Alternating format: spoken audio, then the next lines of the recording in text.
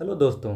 आज के क्लास में हम लोग यूपी डीएलएड सेकेंड सेमेस्टर के हिंदी विषय के वर्ष 2019 के क्वेश्चन पेपर को पढ़ेंगे। पिछले क्लासों में हम लोगों ने 2023 से 2020 तक के सभी प्रीवियस ईयर क्वेश्चन को पढ़ लिया था। अगर आप लोगों ने नहीं देखा है तो डिस्क्रिप्शन में लिंक है, उस पर क्लिक करके आप देख सकते हैं। और हिंदी के अलावा सभी सब्जेक्ट के प्रीवियस ईयर 2023 से 2016 तक के सभी विषय का प्रीवियस ईयर का लिंक दिया हुआ है डिस्क्रिप्शन में, उस पर क्लिक करके आप सभी विषय का प्रीवियस ईयर देख सकते हैं। और राजन सीरीज के भी सभी सब्जेक्ट का प्लेलिस्ट का लिंक अलग अलग दिया हुआ है, उस पर क्लिक करके आप राजन सीरीज भी देख सकते हैं। तो आइए आज की क्लास शुरू करते हैं। इसमें बहुविकल्पी प्रश्न का पहला प्रश्न दिया है, कवि शब्द का स्त्रीलिंग है। ये प्रश्न रिपीटेड प्रश्न है, इसके पहले भी हम लोगों ने ये पढ़ लिया था। कवि शब्द का स्त्रीलिंग शब्द कवियत्री होता है, लेकिन इसमें से देखना है कि कौन सा जो कवियत्री लिखा है वो सही लिखा हुआ है। तो जिसका ऑप्शन सी है यही सही है, यही कवियत्री होता है, यही इसका स्त्रीलिंग है। इसके बाद है प्रश्न क्या दूसरा, व्याकरण में वचन का सही अर्थ है। तो वचन का जो एक वचन बहुवचन जो होते हैं, एक संख्या का बोध कराने वाले को एक वचन कहते हैं, बहुवचन के में दो या दो से अधिक संख्या का बोध कराने वाले को बहुवचन कहते हैं। इसका जो संख्या का बोध, इसका जो सही अर्थ है संख्या होगा। इसका ऑप्शन बी में दिया हुआ है। ऑप्शन ए में दिया है प्रतीक्षा, ये नहीं होगा, बोली भी नहीं होगा और भाषा भी नहीं होगा। इसका ऑप्शन बी ही सही आंसर है। प्रश्न के तीसरा है, मरकट का पर्यायवाची शब्द है।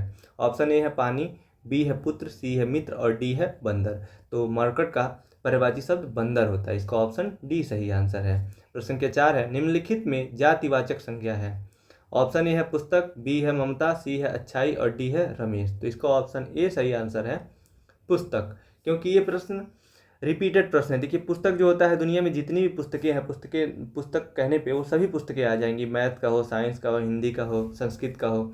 लेकिन ये एक पुस्तक जाति का बोध करा रहा है। ऑप्शन बी है ममता और सी है अच्छाई, ये भाववाचक संज्ञा, इसमें इसको छू और देख नहीं सकते हैं, ममता और अच्छाई को केवल फील कर सकते हैं, तो ये भाववाचक संज्ञा हो गया। और डी है रमेश, ये है व्यक्तिवाचक संज्ञा। यहाँ जब भी नाम देगा ना कोई भी, तो वो व्यक्तिवाचक संज्ञा के अंतर्गत आएगा, प्रॉपर नाउन के अंतर्गत आएगा। इसलिए इसका सही आंसर ऑप्शन ए ही है पुस्तक। इसके बाद अगला प्रश्न, प्रश्न क्या 5, फ का उच्चारण स्थान है।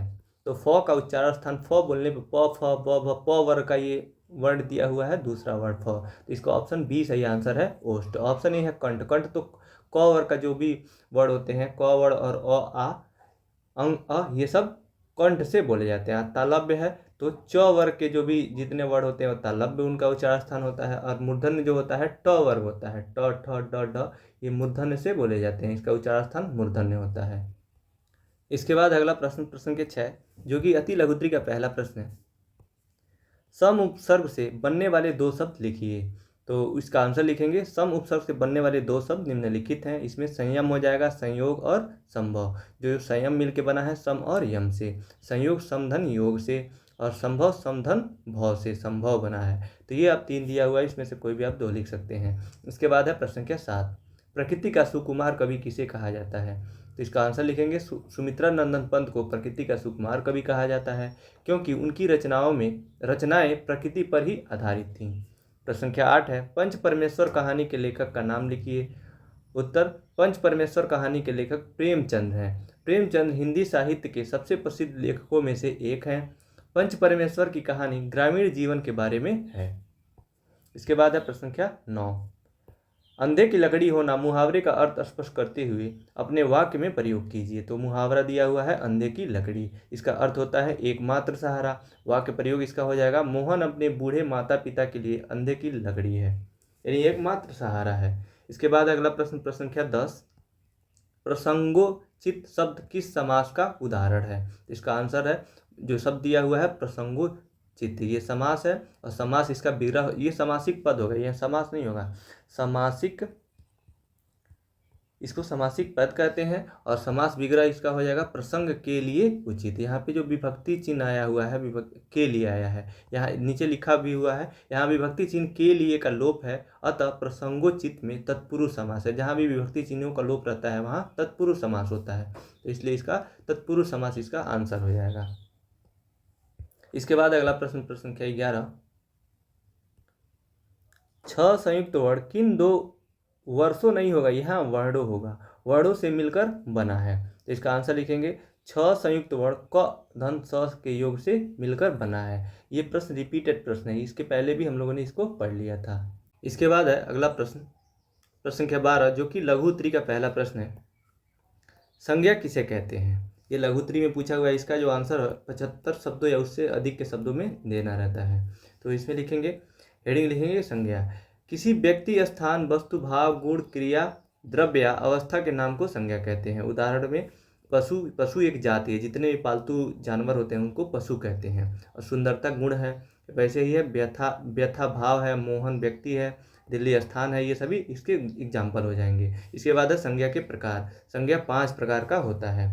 पांचों प्रकार के को लिखेंगे क्योंकि ये लघु उत्तरी प्रश्न है, थोड़ा थोड़ा इसमें आपको लिखना पड़ेगा। तो पहला है व्यक्तिवाचक संज्ञा, दूसरा जातिवाचक संज्ञा, तीसरा द्रव्यवाचक संज्ञा, चौथा समूहवाचक संज्ञा और पांचवा भाववाचक संज्ञा होता है। जितने हिंदी में संज्ञा के प्रकार होते हैं सेम उतने ही, और वही इंग्लिश में भी काइंड्स ऑफ नाउन के उतने ही प्रकार होते हैं, दोनों में बराबर होता है। तो इतना, इसके साथ साथ आप इंग्लिश वाला भी याद रखेंगे क्योंकि आपको इंग्लिश भी पढ़ना है, इसमें इंग्लिश भी है। तो इसमें पहला है व्यक्तिवाचक संज्ञा, प्रॉपर नाउन। किसी विशेष व्यक्ति, स्थान या वस्तु के नाम को व्यक्तिवाचक संज्ञा कहते हैं, जैसे अंजलि, संजीव। दूसरा है जातिवाचक संज्ञा यानी कॉमन नाउन। किसी वर्ग या जाति के नाम को जातिवाचक संज्ञा कहते हैं, जैसे लड़का, शहर। और तीसरा है द्रव्यवाचक संज्ञा, मटेरियल नाउन। किसी तरल पदार्थ के नाम को द्रव्यवाचक संज्ञा कहते हैं, जैसे तेल, दूध, पानी, ये सभी तरल पदार्थ हैं। और चौथा है समूहवाचक संज्ञा यानी कलेक्टिव नाउन। किसी समूह या वर्ग के नाम को समूहवाचक संज्ञा कहते हैं, जैसे झुंड, टोली आदि। पांचवा है भाववाचक संज्ञा, एब्स्ट्रैक्ट नाउन। किसी भाव, गुण या अवस्था के नाम को भाववाचक संज्ञा कहते हैं, जैसे दयालुता, सुंदरता, ये सब भाववाचक संज्ञा का उदाहरण हो जाएगा। इसके बाद अगला प्रश्न, प्रश्न संख्या 13, कहानी शिक्षण की उपयोगिता लिखिए। ये प्रश्न रिपीट हो रहा है, इसके पहले भी इसको हम लोगों ने पढ़ लिया था, ये आया हुआ था। इसके बाद इसका उत्तर लिखेंगे, कहानी शिक्षण की उपयोगिता, हेडिंग लिख के इसमें लिखेंगे, कहानी शिक्षण एक प्रभावी शिक्षण विधि है जो छात्रों को विभिन्न विषयों और अवधारणाओं को सीखने में मदद करती है। यह शिक्षण को रोचक और मनोरंजक बनाता है और छात्रों को सीखने की प्रक्रिया को बेहतर बनाता है। इसी में आगे दिया है, कहानी शिक्षण की उपयोगिता के मुख्य बिंदु निम्नलिखित हैं। इसमें पहला है रुचि और ध्यान आकर्षित करना। कहानियाँ छात्रों को आकर्षित करती हैं और उनका ध्यान केंद्रित करती हैं, छात्रों को सीखने के लिए प्रेरित करती हैं कहानियाँ। तो ये पहला उनका जो उपयोगिता हो जाएगा। और दूसरा है अवधारणाओं को समझने में मदद करता है। कहानियाँ जटिल अवधारणाओं को सरल और आसानी से समझने के योग्य बनाती है। यह छात्रों को अमूर्त विचारों को कल्पनाशील तरीके से समझने में मदद करती है। और तीसरा है नैतिक मूल्यों को सिखाता है। कहानियाँ छात्रों को अच्छे और बुरे के बीच का अंतर सिखाता है। और चौथा है सृजनात्मकता और कल्पनाशीलता को बढ़ावा देता है। कहानियाँ छात्रों की कल्पनाशीलता और सृजनात्मकता को बढ़ावा देती है। यह उन्हें नए विचारों को सोचने और नए तरीकों से समस्याओं को हल करने के लिए प्रेरित करती हैं। पांचवा है इसमें, पांचवा उपयोगिता, भाषा कौशल में सुधार करता है। कहानियाँ छात्रों की शब्दावली, व्याकरण और समझने की क्षमता में सुधार करती है। इसके बाद है प्रश्न संख्या 14, उपसर्ग तथा प्रत्यय में अंतर स्पष्ट कीजिए। ये भी रिपीटेड प्रश्न है, पीछे हम लोगों ने इसको पढ़ लिया था। तो इसका आंसर लिखेंगे, उपसर्ग तथा प्रत्यय में अंतर। उपसर्ग पहले हेडिंग लिखेंगे, उपसर्ग शब्द दो शब्दों से बना है, उपधनसर्ग, और दूसरा है उपसर्ग शब्द प्रारंभ में जुड़ते हैं। तीसरा है उपसर्ग शब्द का अर्थ बदलता है या नया रूप देता है।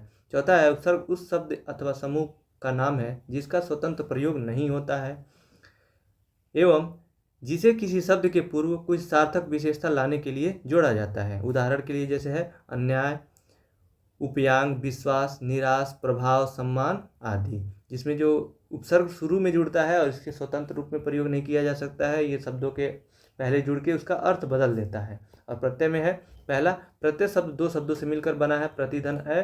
दूसरा है प्रत्यय शब्द के अंतिम में जुड़ता है। तीसरा है प्रत्यय शब्द का रूप बदलता है, या यहाँ पे रहेगा या फिर अथवा पूर्व शब्द में मिलता जुलता रहता है, पूर्व शब्द से मिलता जुलता रहता है। जैसे इसका अर्थ जो होता है, जैसे कि बूढ़ा है ना, इसमें अगर जो पास प्रत्यय जोड़े तो बुढ़ापा हो जाएगा, तो इसी से तो मिलता जुलता है। बूढ़ा 60 से अधिक वर्षों के व्यक्ति, जब 60 वर्ष से अधिक उम्र हो जाता है तो उसको बुढ़ापा मानते हैं। तो ये बूढ़ा व्यक्ति से ही संबंधित है बुढ़ापा। लेकिन इसमें अगर जो आप उपसर्ग में देखें तो प्रधान शब्द है, अगर जो इसमें उपसर्ग जोड़ दें तो ये हो जाएगा अप्रधान।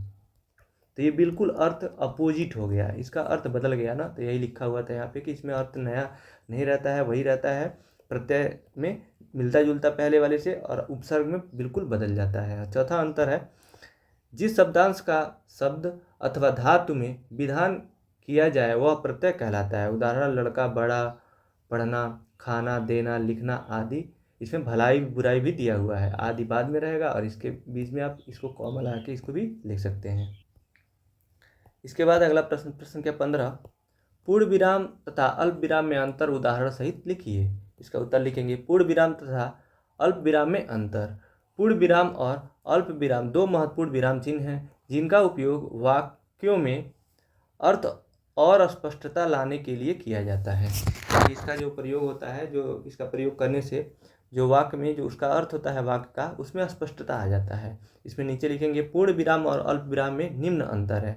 इसमें पहला हेडिंग लिखेंगे पूर्ण विराम। इसमें पहला पॉइंट है, पूर्ण विराम का उपयोग वाक्य के अंत में किया जाता है। यह दर्शाता है कि वाक्य पूर्ण हो गया है और अगला वाक्य शुरू हो रहा है। उदाहरण के लिए, राम ने खाना खा लिया, जो ये लास्ट में खड़ी पाई है, इसी को पूर्ण विराम कहते हैं। दूसरा एग्जाम्पल है, वह स्कूल गया। तीसरा है, यह एक सुंदर दिन है। और अल्प विराम हेडिंग लिख के इसमें लिखेंगे, अल्प विराम का उपयोग वाक्य के बीच में किया जाता है। यह दर्शाता है कि वाक्य में एक छोटा सा विराम है। उदाहरण के लिए, मुझे फल, सब्जियां और दूध खरीदना है। यहाँ पे इसका प्रयोग किया गया है जिससे थोड़ा समय के लिए इसमें रुका जा रहा है। जैसे इसको और जो इसका प्रयोग ना रहता तो इसको पढ़ते, मुझे फल, सब्जियां और दूध खरीदना है। इससे भी चीज़ें स्पष्ट है लेकिन उतना स्पष्ट नहीं है। लेकिन थोड़ा समय आप रुक जाएंगे, मुझे फल, सब्जियां और दूध खरीदना है, तो बिल्कुल इसका अर्थ स्पष्ट हो जाएगा। दूसरा एग्जाम्पल है, वह थक गया था इसलिए वह सो गया। कल मैं अपने दोस्त से मिलने जा रहा हूँ। यहाँ पे थोड़े समय के रुकने के लिए इसमें कॉमा का प्रयोग करते हैं, इसी को अल्पविराम कहते हैं। इसके बाद अगला प्रश्न संख्या 16, हिंदी शिक्षण में मौन वाचन के महत्व पर प्रकाश डालिए। इसका उत्तर लिखेंगे, हिंदी शिक्षण में मौन वाचन का महत्वपूर्ण स्थान है। यह एक ऐसा कौशल है जो छात्रों को भाषा के अर्थ और भाव को समझने में मदद करता है। इसमें नीचे दिया हुआ है, मौन वाचन के महत्व निम्नलिखित हैं। पहला है, पढ़ने की गति में वृद्धि। मौन वाचन में छात्र बिना शब्दों को बोले सीधे उनके अर्थ को समझने पर ध्यान केंद्रित करते हैं। इससे उनकी पढ़ने की गति में वृद्धि होती है। दूसरा महत्व है बेहतर एकाग्रता। मौन वाचन से ध्यान केंद्रित करने की क्षमता विकसित होती है क्योंकि पाठक को आसपास के वातावरण से ध्यान भंग नहीं होता। तीसरा है समझ में वृद्धि। मौन वाचन से पाठक को पाठ को समझने में मदद मिलती है क्योंकि वे शब्दों पर ध्यान केंद्रित कर सकते हैं और उनका अर्थ समझ सकते हैं। चौथा है शब्द भंडार में वृद्धि। मौन वाचन से नए शब्दों को सीखने और अपने शब्द भंडार को बढ़ाने में मदद मिलती है। और पांचवा है आत्मविश्वास में वृद्धि। मौन वाचन से आत्मविश्वास बढ़ता है जो पाठ को पढ़ने और समझने में सक्षम बनाता है। यानी मौन वाचन उसे कहते हैं जो बिना बोले केवल देख के जो पढ़ा जाता है, उसको मौन वाचन कहते हैं। इतनी सारी उसकी महत्व दिए हुए हैं, जो कि महत्व इसमें पूछा था तो 5 महत्व लिख देंगे तो ये जो आंसर हो जाएगा कंप्लीट हो जाएगा। इसके बाद अगला प्रश्न है प्रश्न संख्या 17, पुरुषवाचक सर्वनाम किसे कहते हैं, उदाहरण सहित लिखिए। तो इसका उत्तर लिखेंगे, सर्वनाम सबसे पहले आप लिखेंगे, सर्वनाम के स्थान संज्ञा के स्थान पर आने वाले शब्दों को सर्वनाम कहते हैं। जैसे तुम, हम, आप, उसका आदि। ये प्रश्न रिपीट हो रहा है, पिछले क्लास में भी इसको हम लोगों ने पढ़ा था। सर्वनाम के 6 भेद होते हैं, पुरुषवाचक सर्वनाम, निश्चयवाचक सर्वनाम, अनिश्चयवाचक सर्वनाम, संबंधवाचक सर्वनाम, प्रश्नवाचक सर्वनाम और निजवाचक सर्वनाम। इसमें पूछा हुआ था प्रश्नवाचक सर्वनाम को बताना था। प्रश्नवाचक नहीं, पुरुषवाचक सर्वनाम किसे कहते हैं ना, उदाहरण सहित बताना था। तो इसमें आप लिखेंगे हेडिंग पुरुषवाचक सर्वनाम।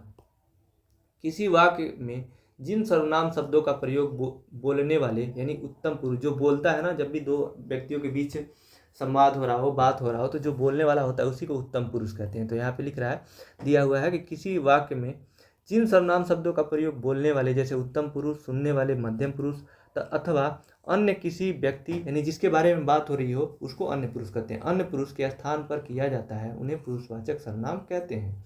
जैसे कि है, मेरे चाचा फौजी हैं। तो जो मेरे है ना, तो यही है पुरुषवाचक सर्वनाम। और यहाँ पे है तुम लोग कहाँ गए थे। मेरा और उसका कोई संबंध नहीं, संबंध नहीं है लिख देते हैं, तो ये जो वाक्य है कंप्लीट हो जा रहा है। तो ये सब पुरुषवाचक सर्वनाम के एग्जाम्पल हो जाएंगे। यहाँ पे मेरा है और उसका है, और इसमें मेरे है, दूसरे वाक्य में तुम है, ये सभी पुरुषवाचक सर्वनाम है।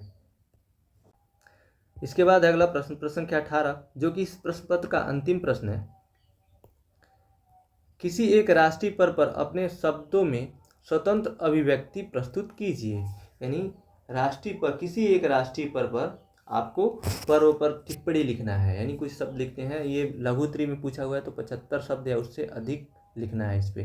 तो यहाँ पे दिया हुआ है 15 अगस्त यानी स्वतंत्रता दिवस पर, तो इसमें लिखेंगे यह एक ऐसा दिन है जो हमें उन स्वतंत्रता सेनानियों की याद दिलाता है जिन्होंने अपने देश को आज़ादी दिलाने के लिए अपना सब कुछ बलिदान कर दिया।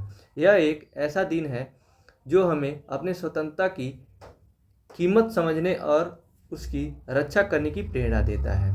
आज हम एक स्वतंत्र देश में रहते हैं जहां हम अपने विचारों को स्वतंत्रता से व्यक्ति कर सकते हैं, व्यक्ति नहीं होगा, व्यक्त कर सकते हैं होगा, व्यक्त कर सकते हैं। हम अपने पसंद के अनुसार जीवन जी सकते हैं। यह सब हमारे स्वतंत्रता सेनानियों के बलिदान के कारण संभव हुआ है। इसी में आगे दिया हुआ है, लेकिन स्वतंत्रता केवल एक अधिकार नहीं है, यह एक कर्तव्य भी है। हमें अपनी स्वतंत्रता का उपयोग देश का विकास और उन्नति के लिए करना चाहिए। हमें एक ऐसे भारत का निर्माण करना चाहिए जो सभी के लिए समानता, न्याय और स्वतंत्रता का प्रतीक हो। तो इसी के साथ आज का क्लास यहीं समाप्त होता है। इस क्लास का PDF आप टेलीग्राम चैनल से ले सकते हैं, जिसका लिंक नीचे डिस्क्रिप्शन में दिया हुआ है। और इसके अलावा सभी सब्जेक्ट के प्रीवियस ईयर 2023 से 2016 तक के प्रीवियस ईयर का जो PDF है वो टेलीग्राम पे पड़ा हुआ है, वहाँ से आप फ्री में ले सकते हैं, इसका कोई चार्ज नहीं है। इस वीडियो को देखने के लिए आपका बहुत बहुत धन्यवाद दोस्तों।